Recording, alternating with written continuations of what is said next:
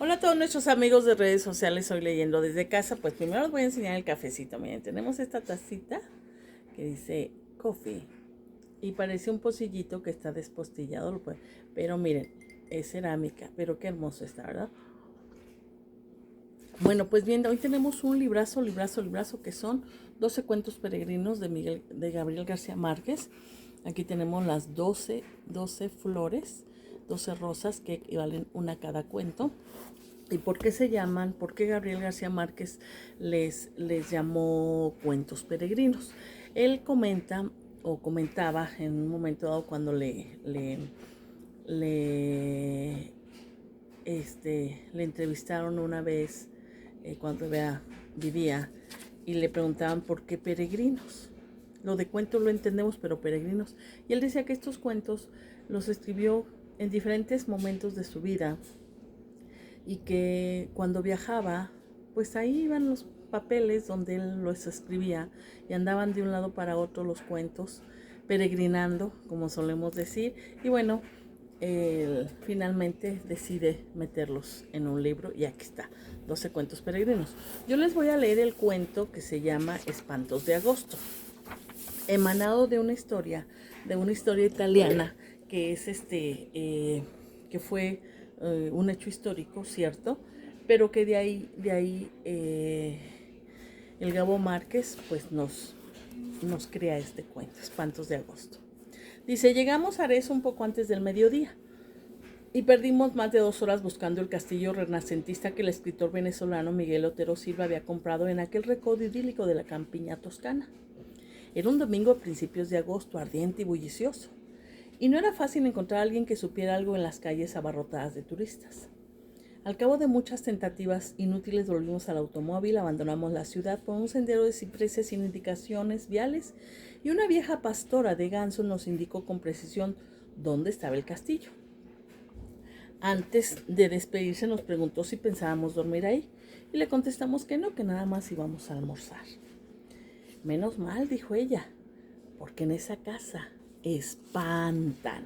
Mi esposa y yo, que no creemos en aparecidos, del mediodía nos burlamos de su credulidad, pero nuestros hijos de 9 y 7 años se pusieron dichosos con la idea de conocer un fantasma de cuerpo presente. Miguel Otero Silva, que además de buen escritor era un anfitrión espléndido y un comedor refinado, nos esperaba con un almuerzo de nunca olvidar. Como se nos había hecho tarde, no tuvimos tiempo de conocer el interior del castillo antes de sentarnos a la mesa.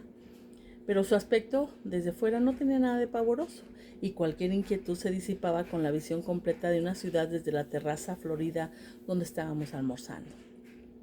Era difícil creer que en aquella colina de casas encaramadas, donde apenas cabían 90,000 personas, hubieran nacido tantos hombres de genio perdurable. Sin embargo, Miguel Otero nos dijo, con su humor caribe, que ninguno de tantos era el más insigne de Arezzo, sino el más grande, sentenció, fue Ludovico. Así, sin apellidos. Ludovico, el gran señor de las artes y de la guerra, que había construido aquel castillo de su desgracia y de quien Miguel nos habló durante todo el almuerzo. Nos dijo de su poder inmenso, de su amor contrariado y de su muerte espantosa. Nos contó cómo fue que en un instante de locura del corazón había apuñalado a su dama en el lecho donde acababan de amarse, y luego azuzó contra sí a sus feroces perros de guerra que lo despedazaron a dentelladas. Nos aseguró muy en serio que a partir de la medianoche el espectro de Ludovico deambulaba por la casa en tinieblas tratando de conseguir el sosiego de su purgatorio de amor. El castillo en realidad era inmenso y sombrío, pero a pleno día, con el estómago lleno y el corazón contento, el relato de Miel nos podía parecer sino más una broma, como tantas otras suyas para entretener a sus invitados. Los 82 cuartos que recorrimos sin asombro después de la siesta habían parecido toda clase de mudanzas de sus dueños sucesivos. Miguel había restaurado por completo la planta baja y se había hecho construir un dormitorio moderno con suelos de mármol e instalaciones para sauna y cultura física, y la terraza de flores intensas donde habíamos almorzado. La segunda planta, que había sido la más usada en el curso de los siglos, era una sucesión de cuartos sin ningún carácter, con muebles de diferentes épocas abandonados a su suerte.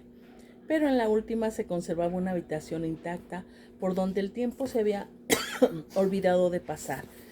Era el dormitorio de Ludovico.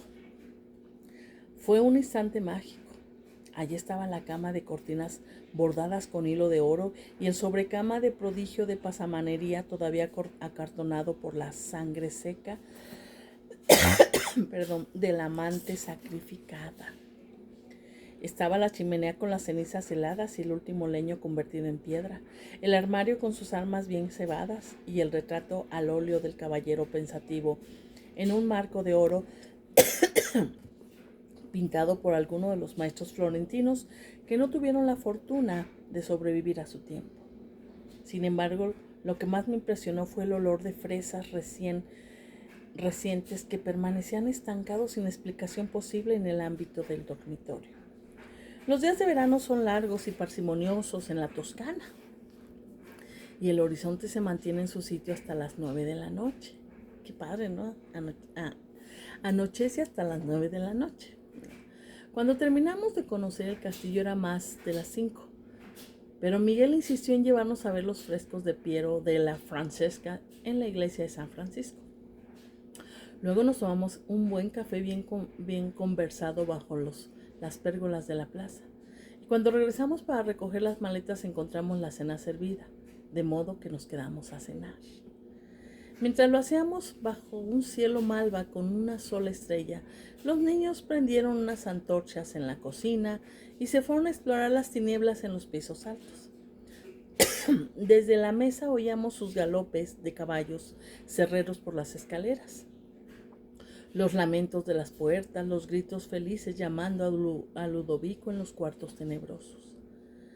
Fue ellos a quienes se les ocurrió la mala idea de quedarnos a dormir. Miguel Otero Silva los apoyó encantado y nosotros no tuvimos el valor civil de decirles que no.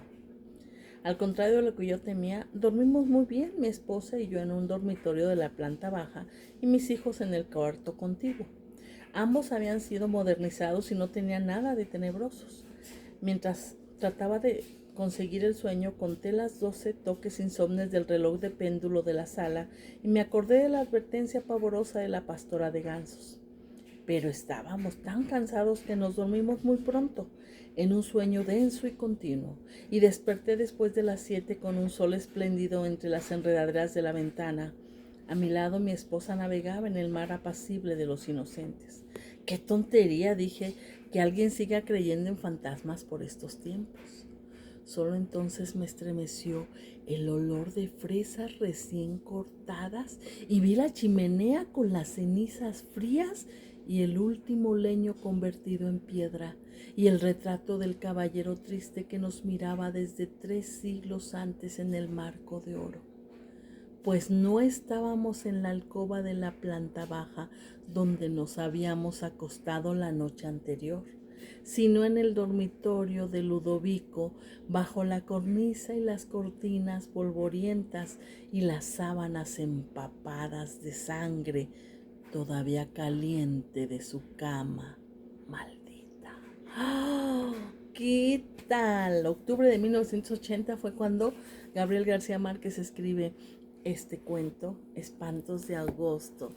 ¿Qué tal? Pues le quiero decir que el castillo de Ludovico todavía existe en la Toscana, en Italia. Así que cuando usted vaya y se quiere quedar ahí, ya sabe, puede amanecer en la habitación de Ludovico. Pues bien, siga leyendo en casa, siga leyendo en familia, siga tomando cafecito. Y nos vemos hasta mañana.